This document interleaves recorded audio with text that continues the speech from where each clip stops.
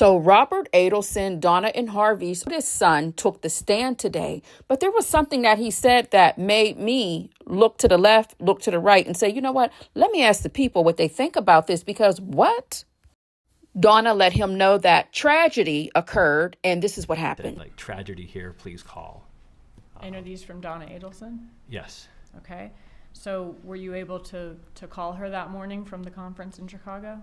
Yeah, so I walked out and went to the hotel lobby and just hit call. Okay, and tell us about that conversation with her.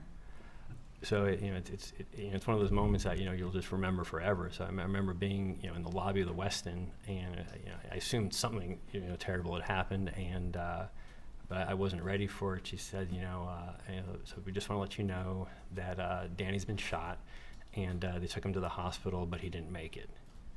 And it didn't make any sense. And I probably asked like a few medical questions, and they said they're driving up to go help Wendy, and we'll talk to you later. We can't talk now. Okay.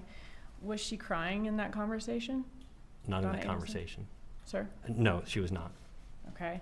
It was very matter of fact. Did she ever give you any further detail that weekend about how he'd been shot, or other than just Danny was shot and he didn't make it?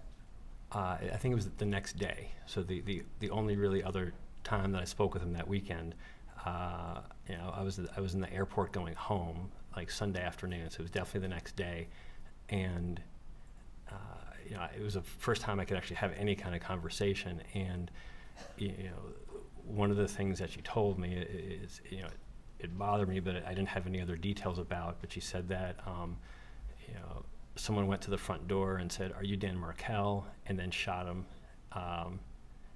And then I said, "Well, how could you know that? Who's telling you that?" And she said, "Well, that's just what they're telling us." And Okay.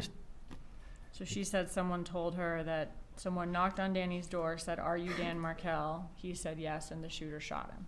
That's the story I heard, and later we found out that wasn't what happened. But that story bothered me a lot, because there's only one way you could hear that story. Was she crying when she told you that information? No.